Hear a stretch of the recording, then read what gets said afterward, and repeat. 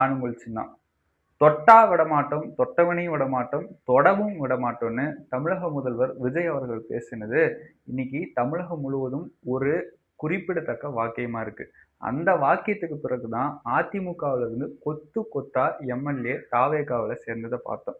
ஒரு பக்கம் ஊழலில்லா ஆட்சியை தருவோம், மக்களுக்கான ஆட்சியை தருவோம், நம்பகத்தன்மையான ஆட்சியை தருவோம்னு விஜய் அவர்கள் குறிப்பிட்டதுனால 40 நாள்ல பல மாற்றங்கள் நடந்ததா தகவல் சொல்றாங்க.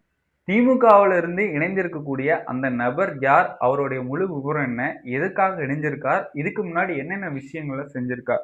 இது சார்ந்த முழு விவரத்தை தான் இன்னைக்கு வீடியோல நம்ம பார்க்க இருக்கிறோம். வீடியோக்குள்ள போறதுக்கு முன்னாடி நம்முடைய சேனலை சப்ஸ்கிரைப் பண்ணிக்கோங்க, உங்க நண்பர்களுக்கு ஷேர் பண்ணிக்கோங்க. திமுகவுடைய அசைக்க முடியாத தூண் அப்படின்னா எம்பி ஜெகத் ரட்சகன் அவர்கள் தான். அவருடைய மகன் சந்தீப் தான் டிவிகேல இணைஞ்சிருக்கிறார்.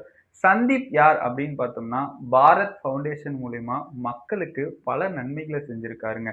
சமூக சேவை மனப்பான்மை உடையவர்னு சொல்லலாம்.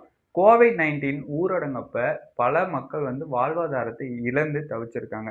அந்த மாதிரி தான் ராமநாதபுரத்து அருகே இருக்கக்கூடிய 200 மாற்றுத்திறனாளிகளுக்கு தேவையான மளிகை பொருட்கள்ல இருந்து அத்தியாவசிய பொருட்களை வழங்கியிருக்கிறாரு.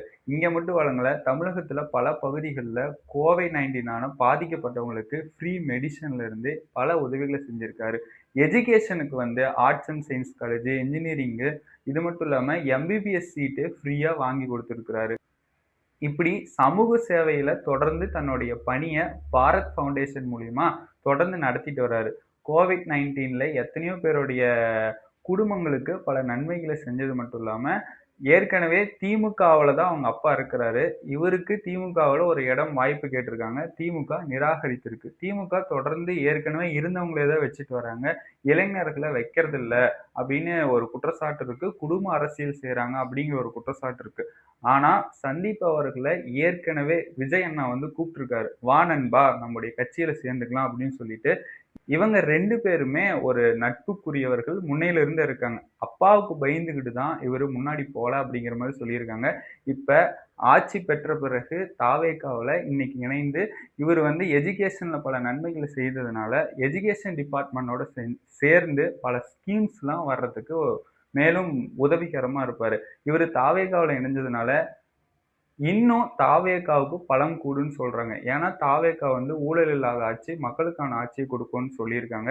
இவங்களும் சமூக சேவையில சீரும் சிறப்புமா பல மக்கள் மனதில் இடம் பிடித்தவர் தான் சந்தீப். இவங்களோட சேரும் போது தாவேகாவுக்கு மேலும் பலம் கொடுக்கும். ஆனா தாவேகாவை தேர்தலுக்கு முன்னாடி 10 சீட்டு கூட ஜெயிக்க மாட்டாங்க. அவருக்கு எவ்வளவு குடைச்சல் கொடுத்தாங்க. கரூர் சம்பவம் நீங்க கேள்விப்பட்டிருப்பீங்க. 41 உயிரை கொன்னவருக்கு காரணமே இவர்தான் பழி போட்டாங்க. சிபிஐ விசாரணை, ஜனநாயகன் படம் வராதது, த்ரிஷா, இந்த மாதிரி பல குற்றச்சாட்டுகளை விஜய் மேல போட்டாலும் மக்களுக்கு விஜய் அவர்கள் மேல ஒரு நம்பிக்கை இருந்து கட்சி ஆரம்பிச்சாரு. கட்சி எழுச்சியா மாறிச்சு.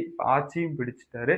இது மட்டும் இவருடைய ஆட்சி 40 நாள்லயே பலருக்கு புடிந்து பல கட்சியிலிருந்து இணைந்துட்டு இருக்கிறாங்க. இதுவே மாற்றத்துக்கான ஒரு குரல் நம்ம பார்க்கலாம். தொடர்ந்து நம்முடைய சேனலை சப்ஸ்கிரைப் பண்ணிக்கோங்க. உண்மை செய்திகளை உடனுக்குடன் கொடுப்பதில் ரூபம் என்னைக்குமே முதலிடத்தில் இருக்கும். மறக்காம நம்ம சேனலை சப்ஸ்கிரைப் பண்ணிட்டு உங்க நண்பர்களுக்கு ஷேர் பண்ணிடுங்க.